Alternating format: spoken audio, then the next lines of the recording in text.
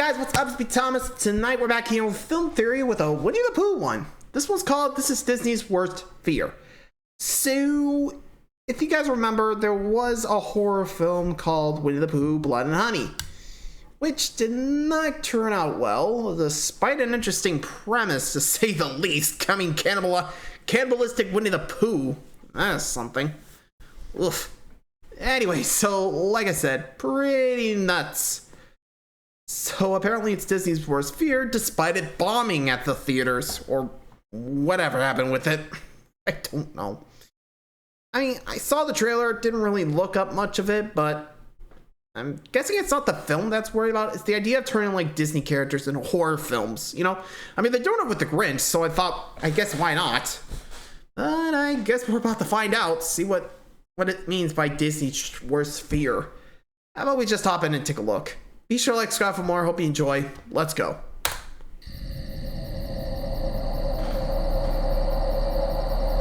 Wait, no, you can't do this. Let me go. Oh, but MatPat, I definitely can.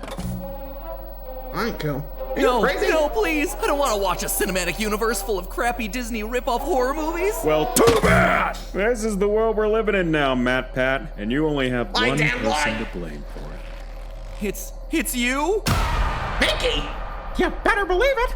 No! Why? Hello, Internet! Welcome to Film Theory, the show that wants you to maul that subscribe button like a rabid teddy bear that's looking for honey. So, have you guys seen this ridiculous Winnie the Pooh horror movie that just came out? Winnie the Pooh, Blood and Honey. Yeah, some indie filmmakers have decided to take the lovable Pooh Bear from the 100-acre wood and put a unique spin on the idea. Yeah, and by unique, reimagining the story for children as a decidedly adult-oriented slasher movie. Well, the film has been absolutely eviscerated by both fans and critics. The sheer novelty of the idea of the adorable Pooh Bear and his pals going on a murderous rampage has earned a respectable $3.8 million so far, off of a budget that was smaller than $100K. It is enough of a profit that the filmmakers have already announced a sequel, as well as similar horror adaptations for other Disney classics like Bambi the Reckoning and Peter Pan's Neverland Nightmare, all of which will be part of a shared universe, because of course they will be. Now, there's probably another theory in here somewhere about how and why these low-budget horror movies get made and how successful they are for the studios, but for today, I just wanted to ask the simple question of how exactly does this movie exist? Like, legally, how did they get away with this thing? Well, Winnie the Pooh, Blood and Honey exists because the Winnie the Pooh franchise no longer belongs only to Disney. It actually belongs to you. Yes, you sitting at home without your pants on. Literally you. You see, back at the beginning of 2022, Winnie the Pooh entered the public domain here in the United States, meaning that it's no longer protected by copyright. So now anyone can use these characters and stories in practically any way they want, writing their own sequels, having Pooh and the Friends in their own franchises outside the original work, adapting them into gratuitously violent horror movies. And Winnie the Pooh is not the only major work that's on its way to being owned by everyone. You see, loyal theorists, the world of entertainment is about to get very interesting. Things are changing fast on all fronts, with a lot of very precious and iconic stories and characters entering the public domain, with way more coming out in the near future. Along with the lovable Pooh Bear, every single Sherlock Holmes story entered the public domain in 2023. Massive pillars of pop culture like Superman and The Hobbit, they're set to enter in 2033. And if a decade is too far away for you, the granddaddy of modern entertainment characters himself, Mickey Mouse, is set to enter the public domain in 2024. Really? Yeah, next January. That's gotta be real uncomfortable for the company that looks at their IP and thinks, I own the Death Star! I own Tatooine! Oh my! Well, hold on to your horses there, friendos. There's a reason Walt's empire ain't too scared of Mickey's impending release into public ownership. During my research looking into how exactly these filmmakers got away with making this off-brand horror Winnie the Pooh murder movie, I discovered a horrible truth about the way these sorts of laws work. And spoiler alert, you will likely never be able to use any of these iconic characters owned by corporations like Disney and WB and Universal. And I realized all of that just because of this Winnie the Pooh slasher flick. Blood and Honey is far more than a ridiculous attempt at making money for shock value. It's a peek into the terrible future for these characters as their corporate overlords try to keep their claws in their IP. And it all comes down to the scariest thing of all, legal loopholes. Oh, bother. Grab your buckets of— I think I can see where this is going. I mean, let's be real. Sometimes laws don't always hold up because there's always a legal loophole, like whether in a contract or something. Like, I actually heard that usually every contract has a loophole. depends on how you word the thing, you know? I mean, that's how at least it's supposed to be written, right? Sometimes people take it at face value, but if you look deep enough, you could see, like, you know, a clue, or at least a legal loophole. Like, say, like I said, it all depends on the grammar, you know? Or at least that's what I'm thinking. But yeah, it's possible that way, but oh boy. How bad this is gonna get? Well, better send a prayer out to Winnie the Pooh and whoever falls under this. Let's find out.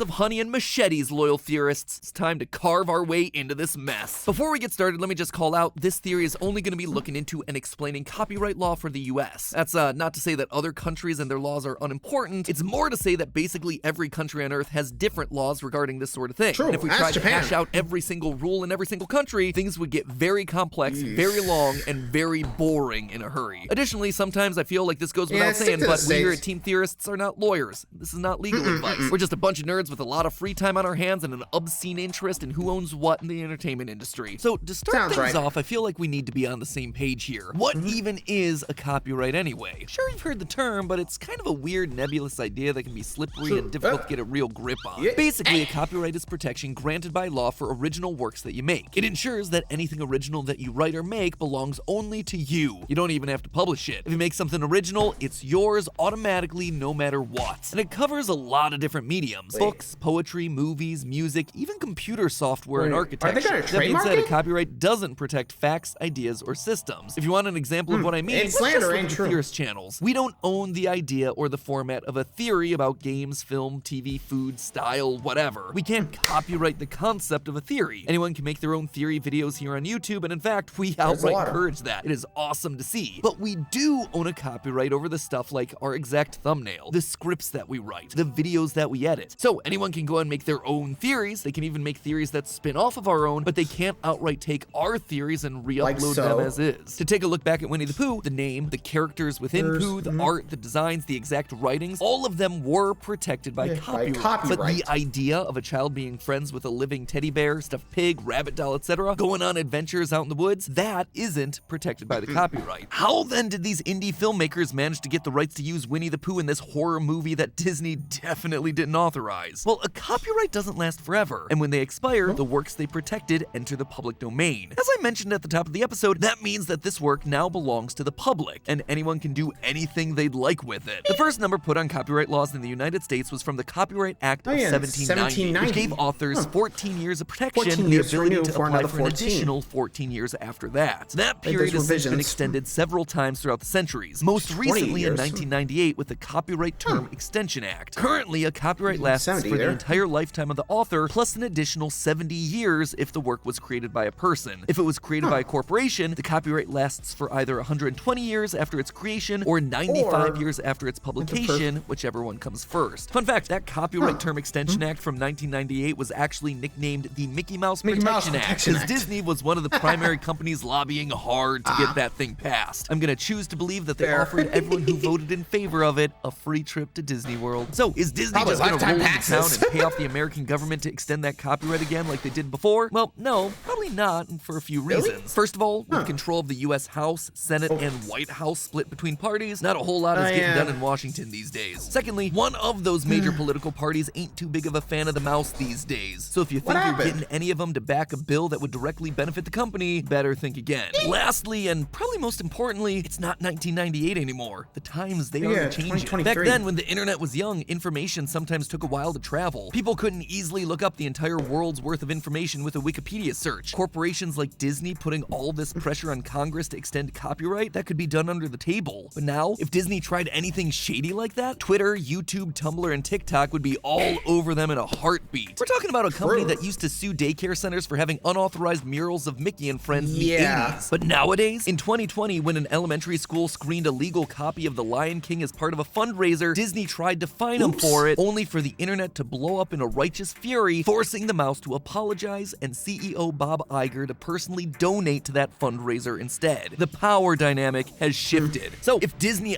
Well, that's true, but like you said, it was an illegal copy. Like, I mean, did someone actually bootleg the movie to play at it? Like, I get it, that's bootlegging, which can be illegal.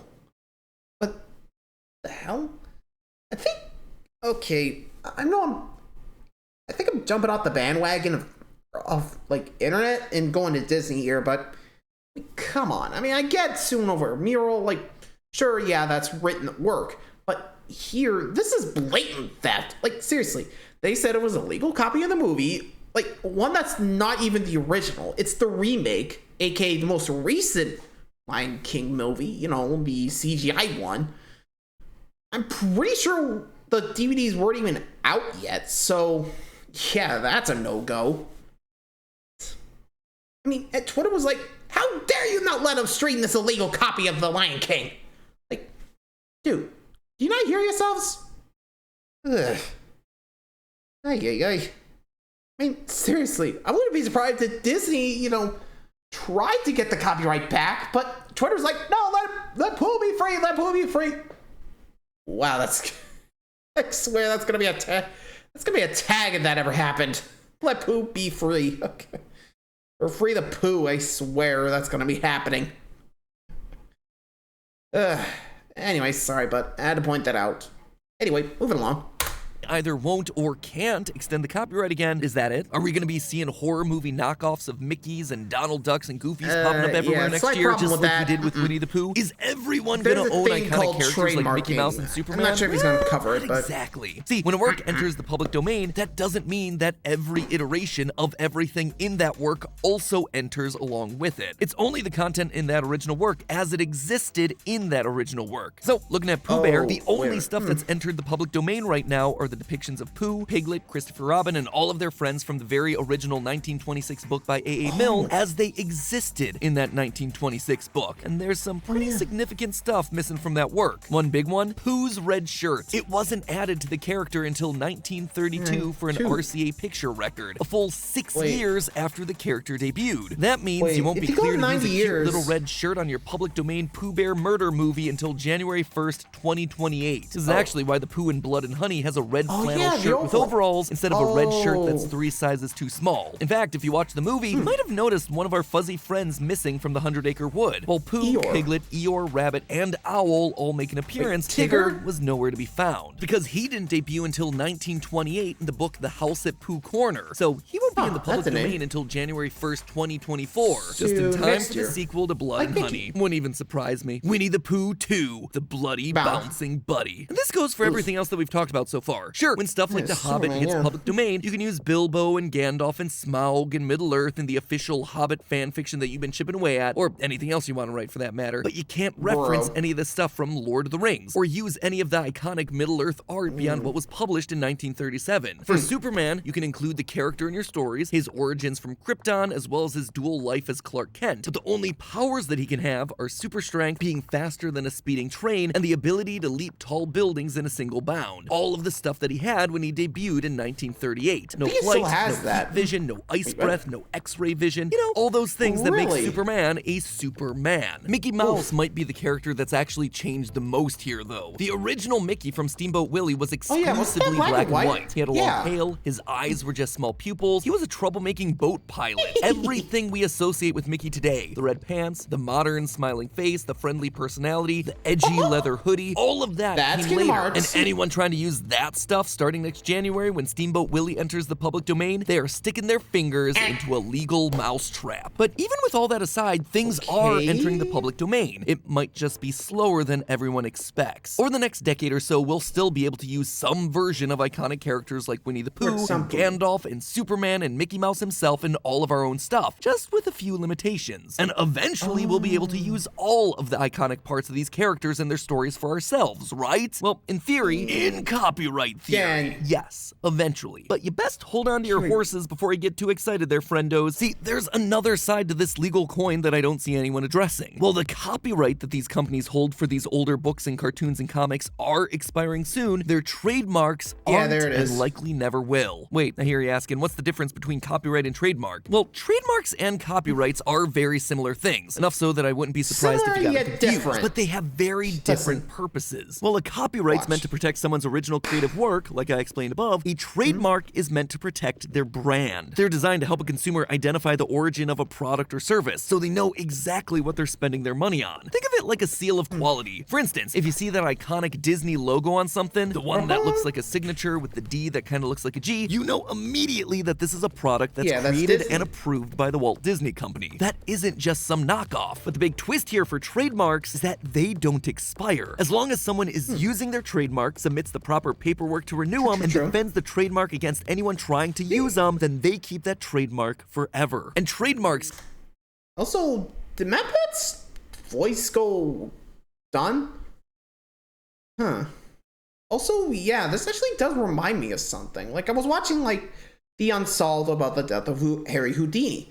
And this is actually how he kept his trade secret. Like, normally, if you're trying to patent a magic trick, here's what you do. You gotta put him through, like, a process to explain the trick.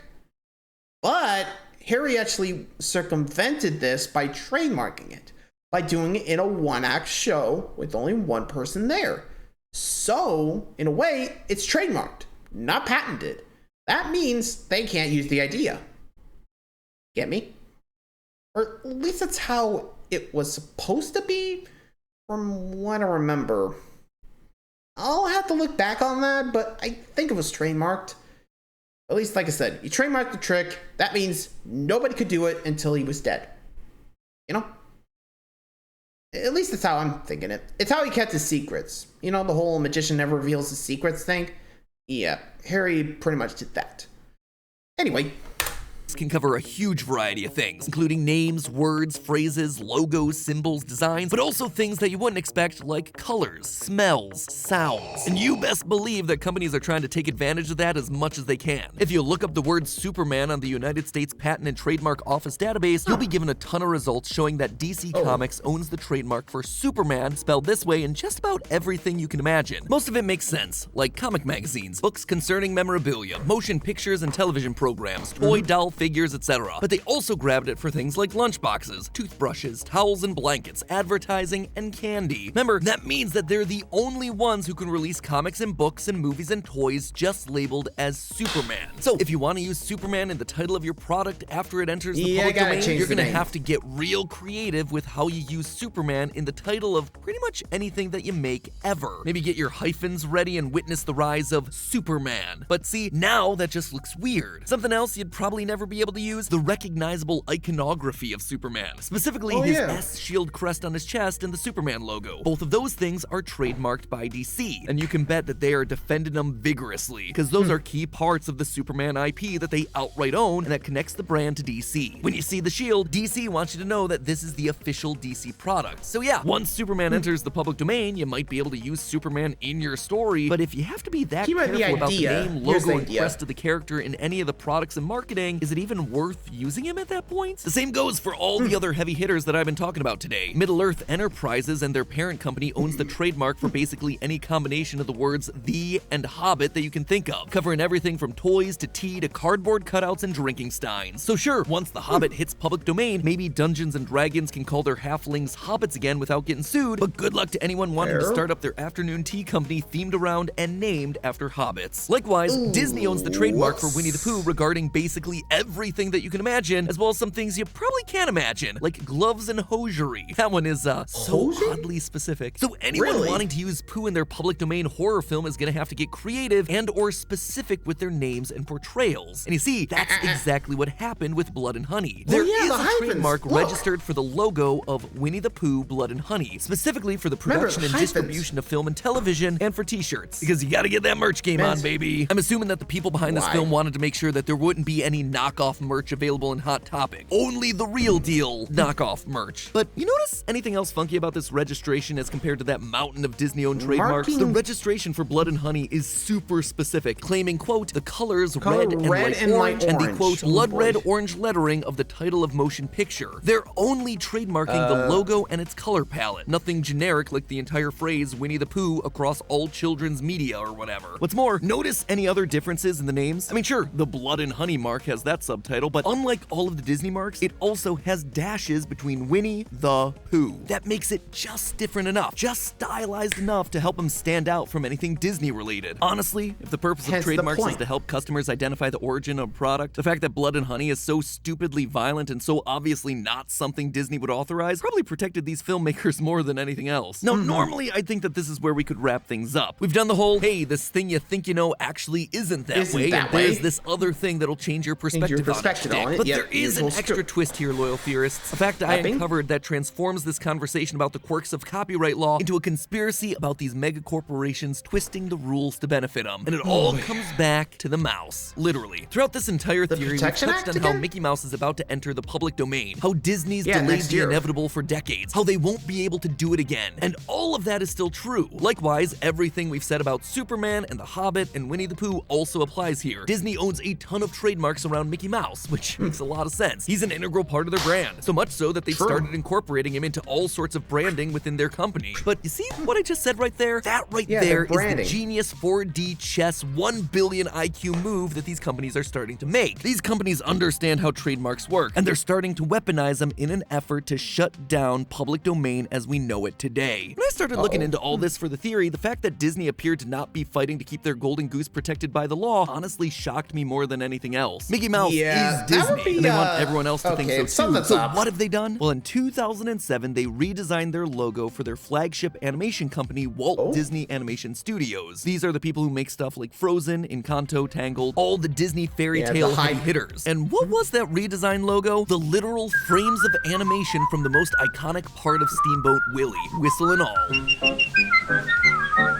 That logo, you betcha, it's trademarked. Disney found a way to get true, permanent control over the most important parts of the first release of their most popular character. All of it while playing within the bounds of the law. So sure, when Steamboat Willie and Mickey sail down the river into the public domain in January of next year, maybe you can navigate your way through all of this legal minefield. Maybe you could figure out a way to use Mickey as he first appeared here in Steamboat Willie, without using the exact iconic frames from this trademarked logo, while transforming it all enough to be distinct from Disney's brand. Maybe you could have yourself a black and white movie with a mischievous monochromatic mouse set on a boat whistling as he gets up to no good. You know, when you put it that way, it actually sounds a whole lot like the perfect setup for a horror movie. And thus, everything circles back around to Blood and Honey. I wasn't kidding at the top of this theory when I said that the true horror of this movie was the copyright laws surrounding it, because I believe that this horror remake of Winnie the Pooh is setting the precedent for how we're gonna see many of these beloved characters interpreted by other artists as they enter the public domain, especially for characters like Pooh and Mickey and Superman. Seriously, these guys are gonna look so different from what we're used to seeing that they might as well all be low-budget B horror movies. Or, you know, you could just take your ideas and turn them into original IP, so that way you can own those things for yourself. Then again, looking at the box office performance for Blood and Honey, yeah, no one's gonna do that. Feed me the nostalgia berries. But hey, if you want even more insight into shady... Yeah, let's be real. I don't think anyone's gonna buy it after that mess up. Like, oops. I mean, then again, what you were kind of expecting. I don't think anyone was expecting much from like a horror Winnie the Pooh kind of deal, you know? I mean, not really something to think about, I guess. Anyway, let me know what you guys think of the theory. Honestly, I'm not sure trademark needs to be like redone to make sure that stuff like that can't happen, but oh boy. I mean, I can't really set a trademark like expiry date. But you? I don't know. Anyway, hope you guys enjoyed. Until next time, like, subscribe for more. Let me know what you guys think of the theory. See ya.